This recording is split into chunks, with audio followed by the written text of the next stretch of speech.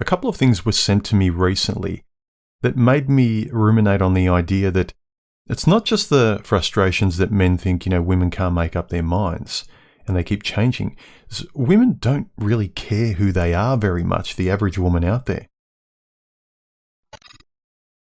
They want it all because they don't have a sense of themselves, a center from which they operate in life. And they want it all in terms of even lifestyles, putting on different masks, being a different person from one moment to the next. It's why I think that they love holidays so much. They're always in holiday mode. They can be a different person in a foreign place. They don't like being home very much because there's nothing there for most women. Sure, they'll do a song and dance and they'll say the things that make them seem grounded in some sort of personality that a lot of guys feel like, oh, she's displaying this, I believe it, and that's who I want to be with. But I think more girls are by default on feel-good holiday mode than guys are.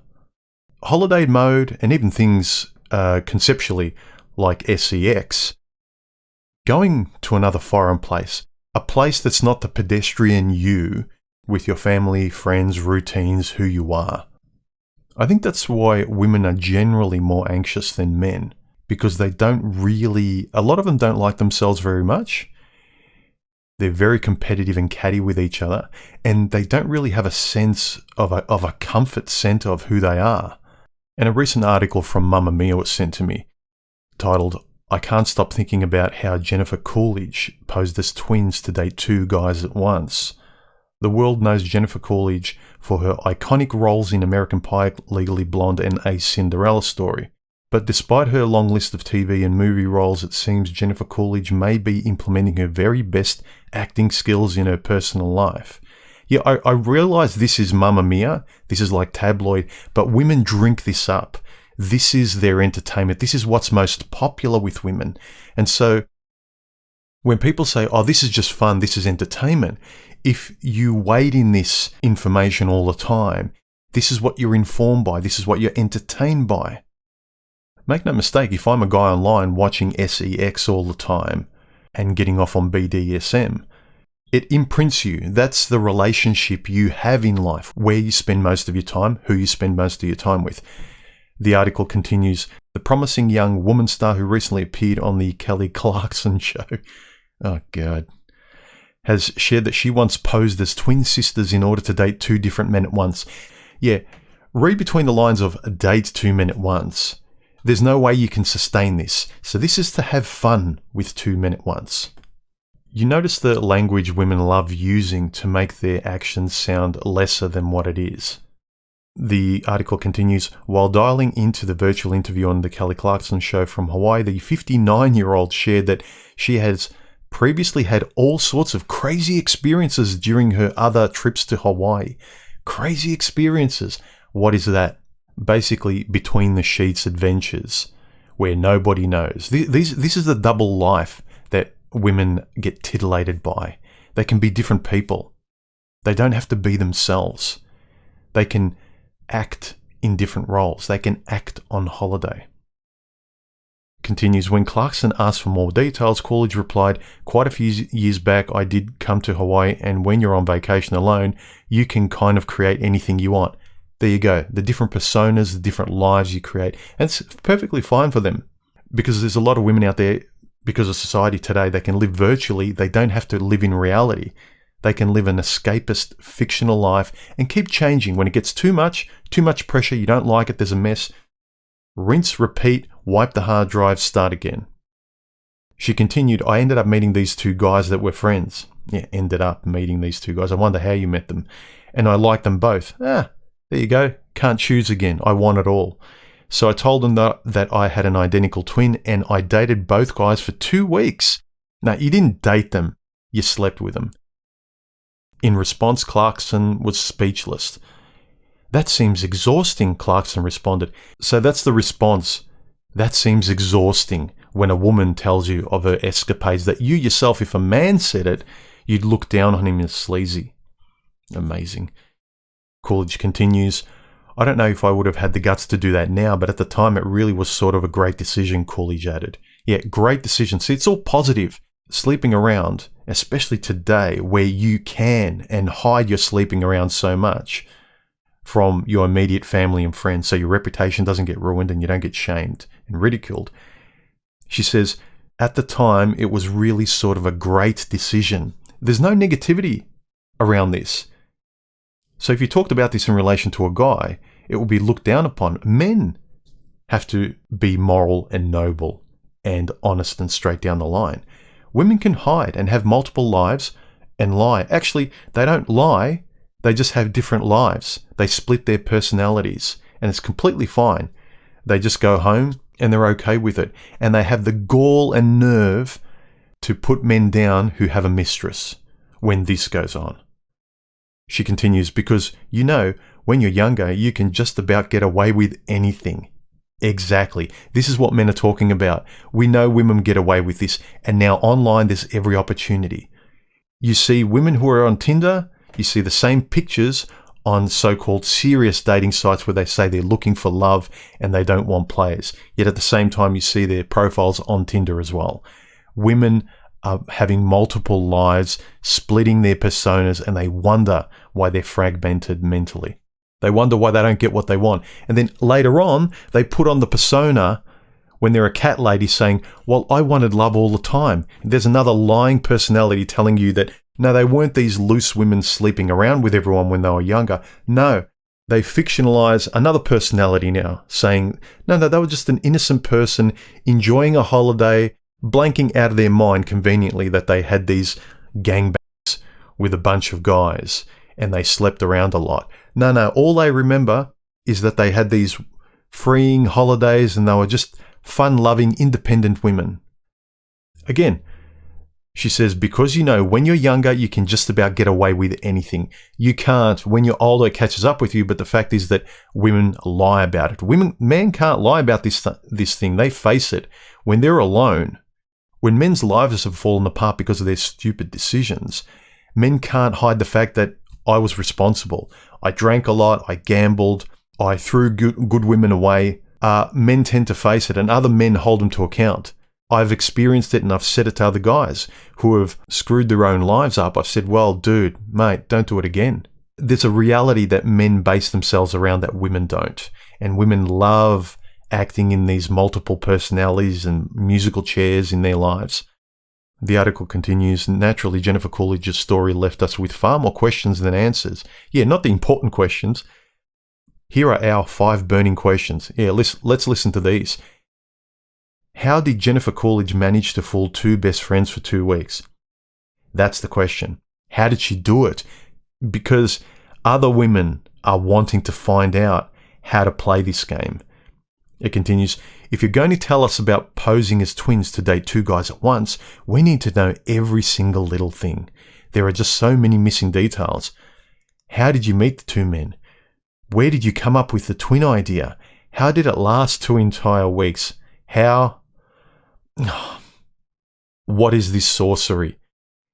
Please write an autobiography. Stat, sincerely, everyone. Did the twins have different personalities? See, they're starting to formulate a story. Women place themselves in a fictional scenario. It's this story. It's not reality. They shift and go on holiday. And how did you do this holiday? How did you come up with this fiction? She says, okay, we get it. Jennifer Coolidge pretended to have an identical twin. But did the twins have different personalities? Did they dress the same? How many outfit changes did the twins have? Did the best friends ever suggest a double date? Was there a Mrs. Doubtfire-esque double date? Remember that scene in Mrs. Doubtfire when Robin Williams' character attended the same restaurant as both himself and Mrs. Doubtfire?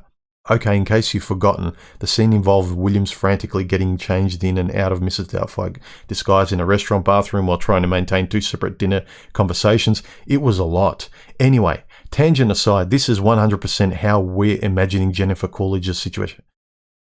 See, it's basically scenarios and scenes. Women live themselves through these fantasy scenes and call it a life.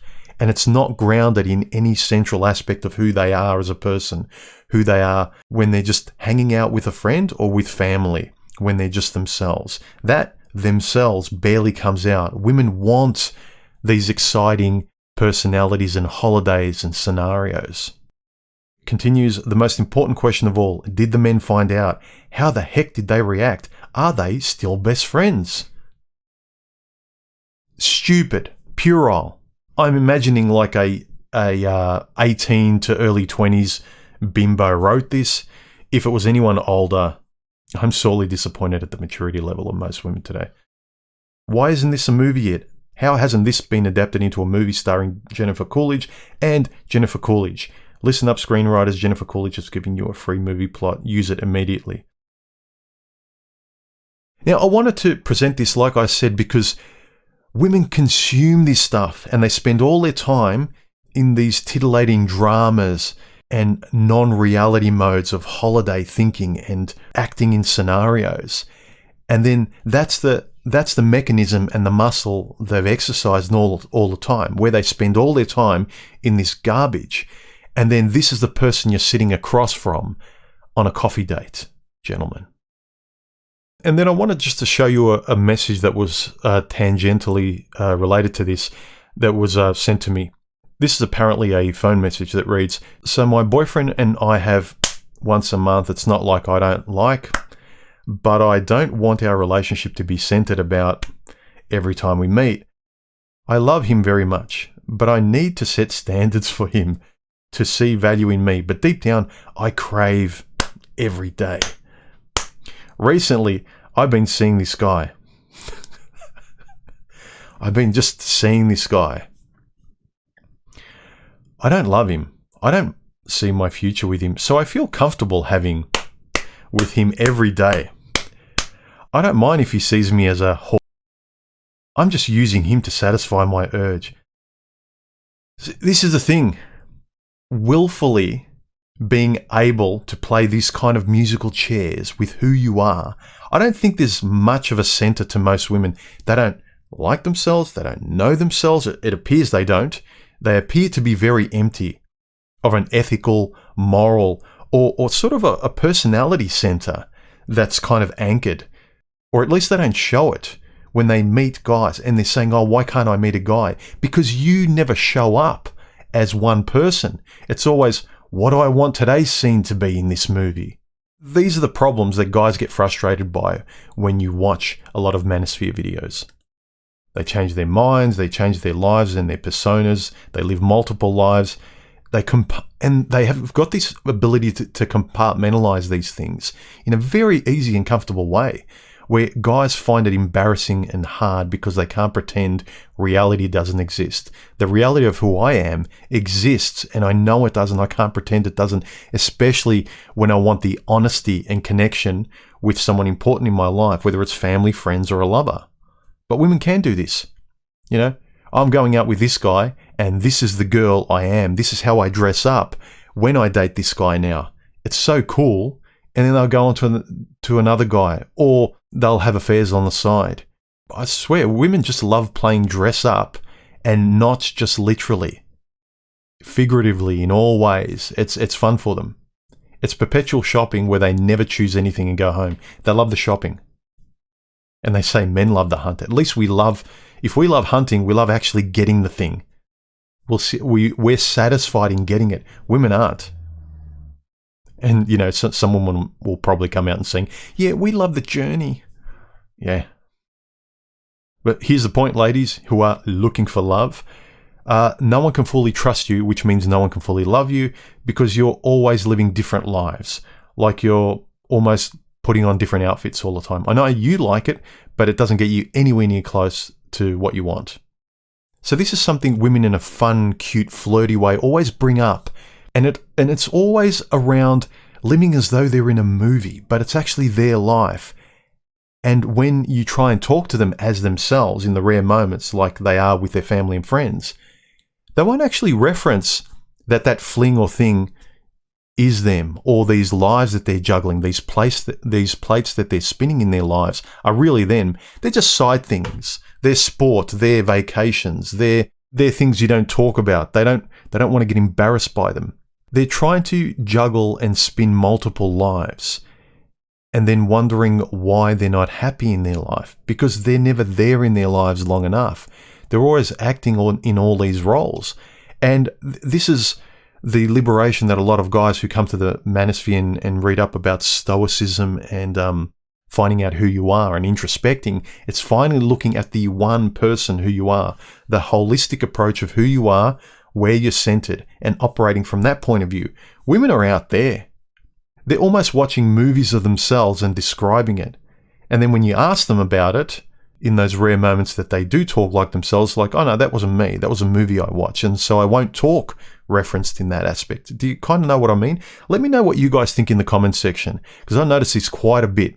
Living lives where they're just continually acting in different movies all the time, yet wanting intimacy here, yet living non-intimately and finding that the most compelling and exciting thing.